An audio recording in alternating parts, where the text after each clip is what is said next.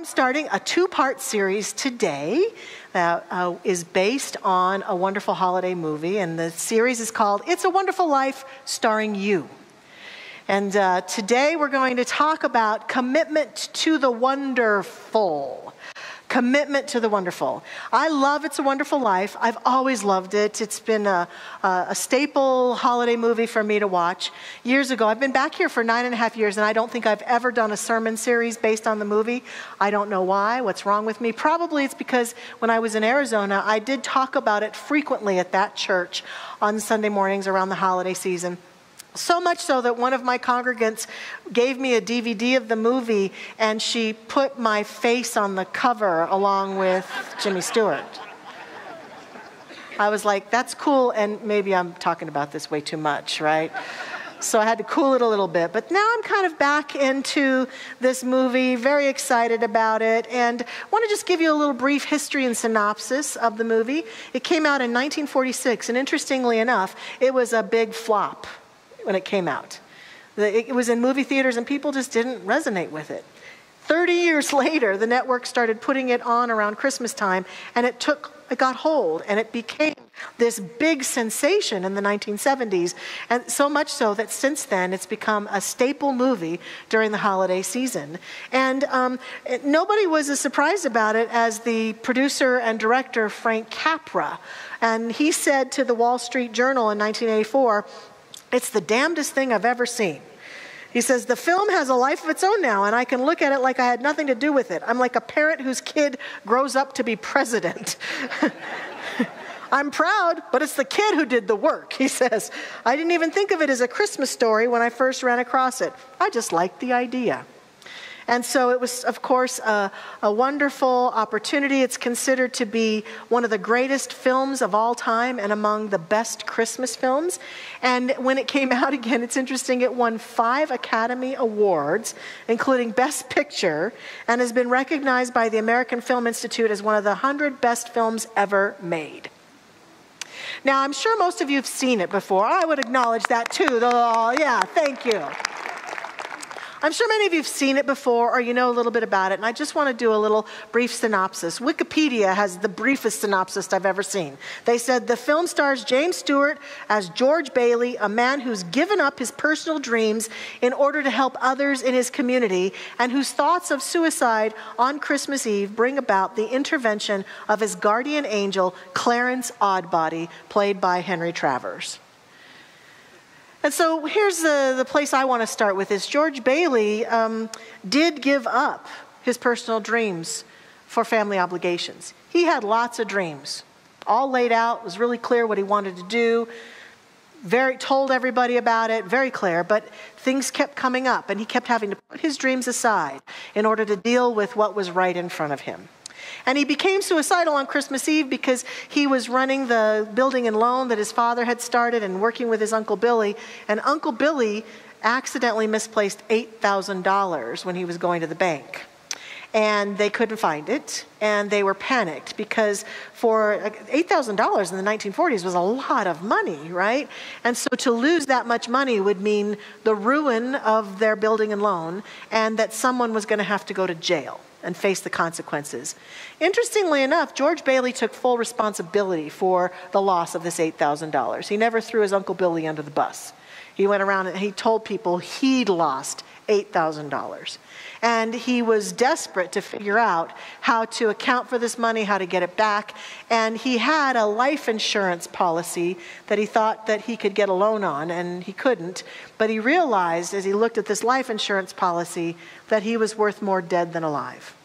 And that inspired him to go get on a bridge that night and choose to jump off the bridge and take his own life to solve this problem. And his guardian angel shows up. Clarence Oddbody throws himself in the water, and George, being the magnanimous person he is, saves his guardian angel. They start having a talk, and the guardian angel's trying to talk him out of, "Hey, it's just money. What's your problem? Get over it." And George is very depressed about his life situation. And at one point, George says, "You know, it's probably better if I'd never been born." And Clarence says, "Good idea." And so he snaps his fingers, and he makes it so that George has never been born. And they're in a new reality. And as they leave this place where they'd been drying off their clothes from falling in the river and walk back out into the city is different. It's completely different. The brother that George saved when he was a little boy, he's not alive because George wasn't there to save him.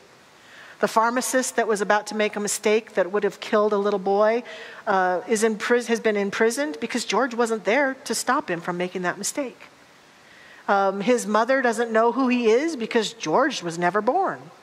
His wife never married and doesn't know who he is, and because he's never been born. His kids have never been born. His friends don't know who he is. He's not existent. And the wealthy curmudgeon that he's been at odds with has taken over the town and then kind of turned it into a little mini Las Vegas, a la 1943, you know. And it's a completely different town. It's a completely different reality. I like that when Clarence says, okay, you've never been born, even the weather changes. The weather pattern shifts and it stops snowing.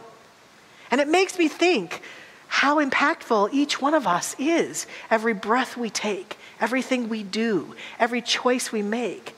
Each one of us probably have moments that we know about and ones we don't even know about, where one day we chose to be friendly or kind or smile at someone, and it made such a difference in their life that they made a different choice about themselves or about their own life. And so without each one of us, life would be very different. And George begins to say to Clarence, I don't like this new reality. I want my life back. And he begins to beg for his life back, problems and all. And that's the moment I want to focus on today. That he realized that he had a wonderful life. And Clarence Oddbody even says, you had a wonderful life, George. You didn't even realize it. And George says, yes, I want my life back. I want my life back. And he finds himself back on the bridge crying, I want my life back. I want my life back. And boom, it starts snowing again and he's back in his own reality. And he rushes home, and one of my favorite scenes, he runs into his house, and standing there is the sheriff with a warrant for his arrest, and the bank examiner, and the bank examiner says, George, we have a problem with the books, and George says, I know, we're missing $8,000, and I'm probably going to jail, isn't it wonderful?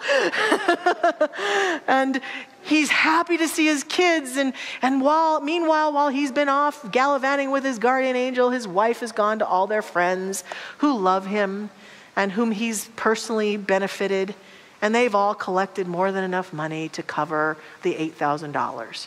And so there's this big celebration. The sheriff tears up the warrant for his arrest.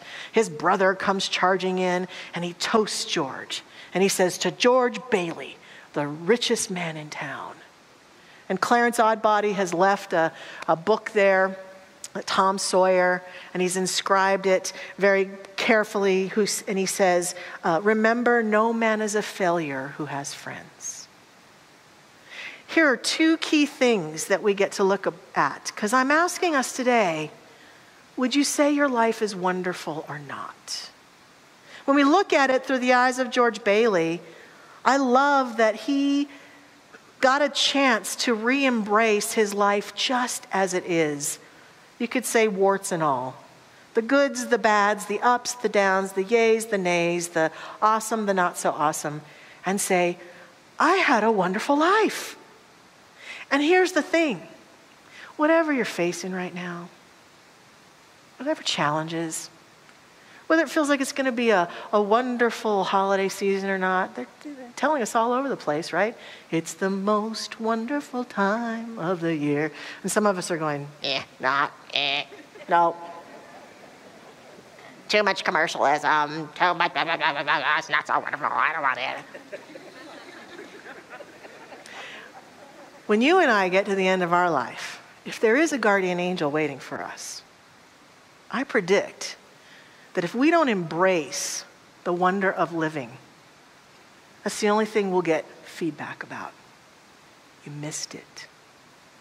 You worried about money. You worried about status. You worried about this. You worried about that. You were negative all the time about this. You were jealous all the time about this.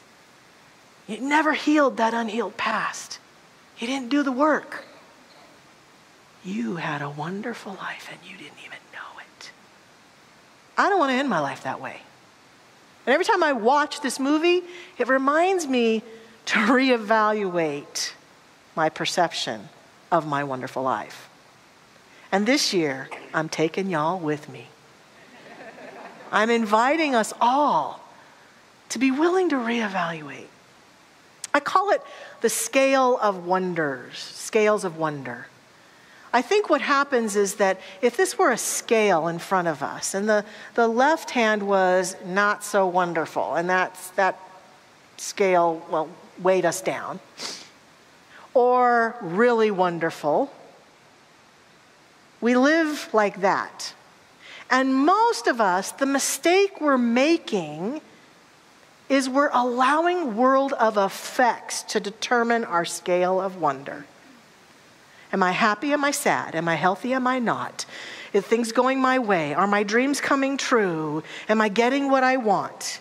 Am I seeing things going well in the world? Is it peaceful? Is it not? Is my political party in power or not?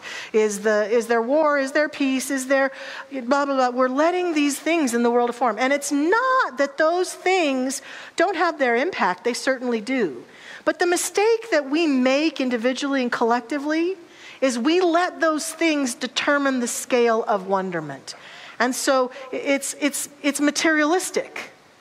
Sometimes we yell and scream at people, at politicians and world leaders and people who are too materialistic. But I'm here to say, if we're letting our scale of wonder being led by just what we see and what we're experiencing, we're being too materialistic.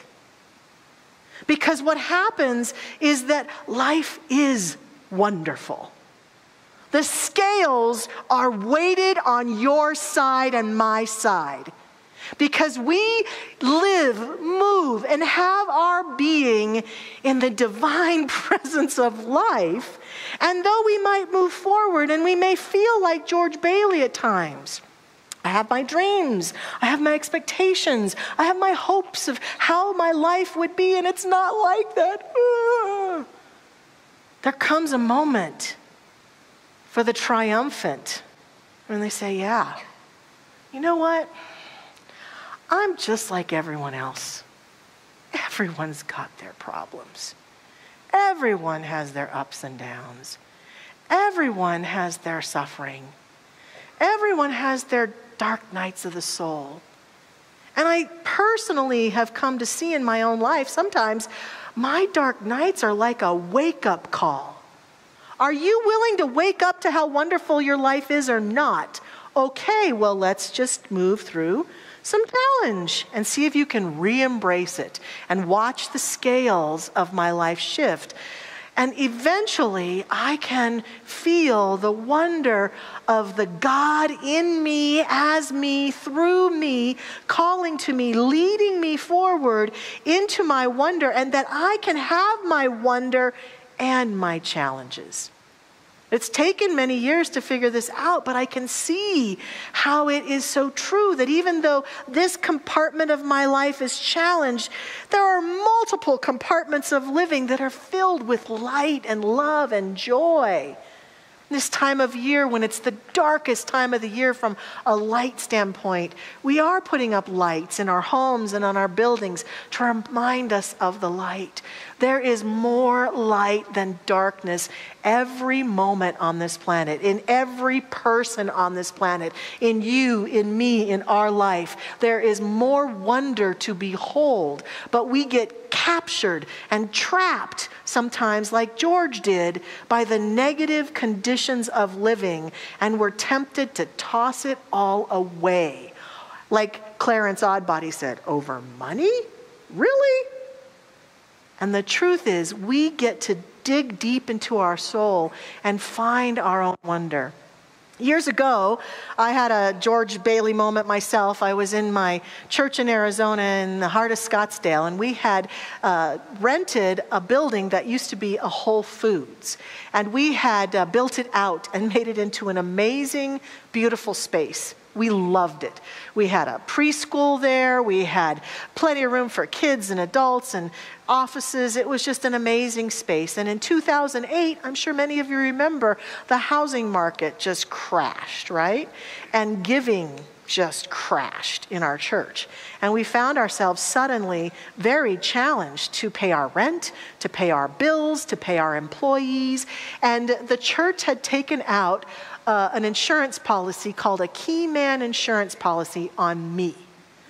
A pretty healthy one, millions of dollars on me. So that if anything ever happened to me, they would have money to pay the bills and survive without me there. And I had my George Bailey moment as I watched the challenge of the money and said to myself, I would be better, I'm worth more dead than alive right now. And I think I even said that to someone who made me watch this movie. And that actually cemented in my deep love of it. And I came out of watching that movie realizing that I was no longer willing to let the world of form dictate my relationship with the wonder of life. That what I really needed was unconditional wonder. And that's what I'm inviting us into. Unconditional wonder. The true nature of our being. That, yeah, things might not go our way or happen the way we want, but there is an unconditioned energy of wonder and light that's at the core of us, that is at the truth of us, is at the essence of us, that is constantly calling to us. And I believe that our relationship with that and our willingness to choose that over and over and over again, anytime in life and during the holiday season, expands that energy in our lives. After watching that movie, I went back into my church with a renewed sense of, I don't know how, I don't even know what to do, but I know we've got this. I know together we can do this as a community. We can figure this out. And what happened is that over that year, we miraculously got out of our lease and miraculously bought our own building, even though no bank would loan us money. I'll tell you more about that next week. You'll have to come back next week to hear that story. But it was a miraculous time. We called it literally the little Christmas miracle because it was literally Christmas Eve the following year we had our first service in our new building. And it was a challenge, but it put all of our teachings to the test, and it put this notion to the test like nothing else, because we all had to say, this isn't fun, this is hard, we don't like this condition, but we're going to keep trusting in the wonder of life, in the deep energy of our being, and know that even though my dream isn't coming forth the way I think it should, even though I may have to give up this beautiful building that we work so hard to create, what's the possibility that something even better is afoot? Something even more amazing is available to us. And that's what happened.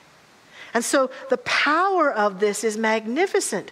Ernest Holmes says to us in his wonderful book he's talking about age in this book he wrote in about alchemy of prayer. He says, whatever your years, there is in every being's heart the love of wonder, the undaunted challenge of events, the unfailing childlike appetite for what's next, and the joy and the game of life. You are as young as your faith, as old as your fear, as young as your hope, as old as your despair. In the central place of every heart, there is a recording chamber, so long as it receives messages of beauty, cheer, and courage, so long you are young. And I would say not only are we young, but we're in connection with our wonder. What's the possibility that life is amazingly wonder-filled for each one of us, no matter what? I think it's high. And I see those pictures now that are coming through the new telescope of our universe, the galaxies upon galaxies, and I sense from a spiritual perspective, honestly, I feel like there's so many places that we could be in the universe. We could be in another dimension. We could be on another planet maybe. I don't know. But I just feel the expansive nature of that. And I feel how wonderful it is to be here on planet Earth, alive. What if, in terms of living on this planet, this is the e-ticket ride? Remember e-tickets at Disneyland? E-tickets were the tickets, the best ones. They got you on to Space Mountain and Star Tours and helped you avoid It's a Small World After All if you didn't want to go there, right? The e-ticket was the best ride. What's the possibility that on the other side of life, there are souls clamoring to be here and to live in this human form on this beautiful planet? And meanwhile, many of us are down here going, it's not so fun. I wish it were different. I don't like this and I don't like that. And then look at them and look at that. Unconditional wonder. Taking it in. Being willing to walk through the conditions and situations of life, and knowing that we're wealthy because we have friends and we have a community. We're wealthy because we have opportunity. We're rich beyond measure. We're living a wonder-filled life. And if we allow ourselves during this holiday season or any other time of the year, just to get present to it, just to see it more clearly and consciously, it could change everything for us. For me, the list of wonderment has to do with things like my spiritual practice. That when things get tougher for me, I challenge myself not to pray less, but to pray more, not to meditate less, but to meditate more. Because what I find is that when I'm in touch with that inner space of the Most High, that wonder, that life that inhabits my being, that I'm so creative with solving challenges and problems. I figure things out for myself and for other people. That there's this energy that says, we can do this, we got this. We can move through this. How interesting it's going to be to solve this issue together. Let's go for it. There's a wonder that has its way through me there. Marcus Aurelius says, when you arise in the morning, think of what a precious privilege it is to be alive, to breathe, to think, to enjoy, to love.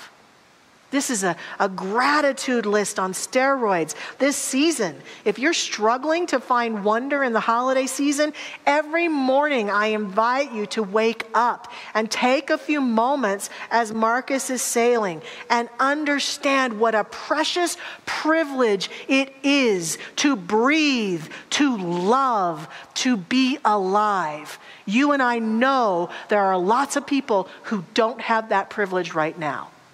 They're not on this e-ticket ride. They've gone off to whatever is next. But we're here now. We are alive now.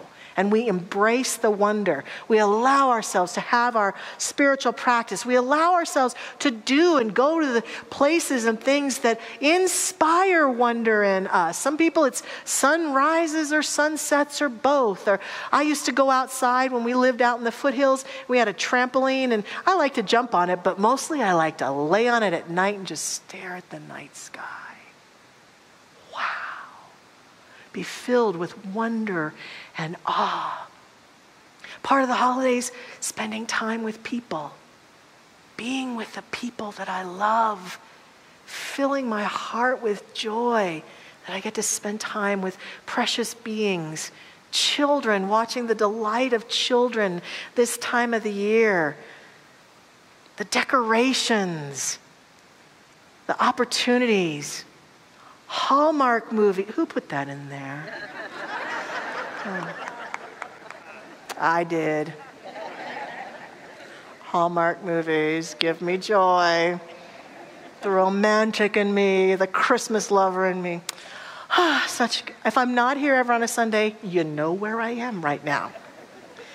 little memes and things that feel good, things that make me feel happy. Sometimes just moments of sitting and watching life happen. The wonderment of people watching. Wonder is everywhere. Nature. Choose wonder. Here's what I notice about it. When we choose it, it chooses us back. And the more we choose it, the more we get to have it. I found a video on Facebook. I have watched it over and over and over, not only because the little boy in it is just so adorable, but he is so wise. And they're going to play it for you right now, and I think you're going to feel the same as me.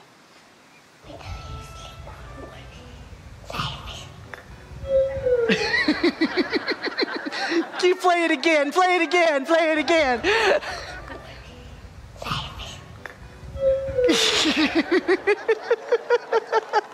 I love that, yes. So these last few weeks after I found that, whenever I start to feel the wonder slipping away, I just see his cute little face and I hear him say, "Let me tell you a secret. Life is good." That's what we're here to say today. Life is good. Life is filled with wonder. Have it. Yes, have it. Have the wonder. Have the wonder. Allow your wonder scale to just go sky high. Today, this week, during this holiday season, let us do that. And as we go into prayer, I invite us to become still and just to take a moment to begin to prepare for our prayerful time. There's a woman in our community who made her transition to the next plane. She passed away on November 7th. Her name is Michelle Murphy. She was a staff member here at Mile High Church, the executive producer for 17 years of our television show, which was called New Design for Living. I knew her well and was so honored to work with her. And I would have to say that in my humble perception, having that television show where Dr. Fred and Dr. Roger came into people's homes on every Sunday morning was one of the secret sauces of the growth of our beautiful community. And Michelle made that happen. We're so grateful to her for her contribution to our community and thankful for the life that she led. We send our love and gratitude out to her beloved husband, Mal Bruce, my good friend, whom I adore also, and her family, her kids and grandkids. And we thank you, Michelle Murphy, for the love and the contribution that you have been here to Mile High Church. And so we step into our prayerfulness with great gratitude. I invite our practitioner prayer partners to stand with me as we pray. And we step into that awareness of wonder right now. The wonderful light and life that is alive in us. We breathe it. We feel it. We just push aside any of those ideas or perceptions that we've had up until now that have possibly kept us from the experience of wonder, that it's possible to be walking through even great challenge and still be inspired by the wonder of living. Just as it's possible to be having wonderful, joyful conditions in life and be inspired by the wonder of living. It's a choice that we make. And so here and now, we feel that call having its way through us now of life, reminding us, you have led a wonderful life. That voice inside, you have led a wonderful life. And the invitation that exists in our hearts to continue living that pathway and embracing our wonder-filled living even more profoundly. It's been issued today, here, now. And we accept that invitation. We feel that acceptance with our heart and our mind, with our body, our breath. We feel that willingness to be the wonder, to see the wonder, to live the wonder, and to be a place on this planet where wonder-filled living is always available. Because everywhere we go, everywhere we look, there are invitations to feel that, to sense that, to see it. This holiday, every day, And so I affirm and accept that this is indeed who we are, what we do, how we live our life out in the days ahead. And it is with great love and joy that as I affirm this truth, I know with great gratitude that it is done. It is done. And so in faith and trust, I release this prayer to the action of that law that simply makes it so. I let it be. I let it go. And so it is. Amen.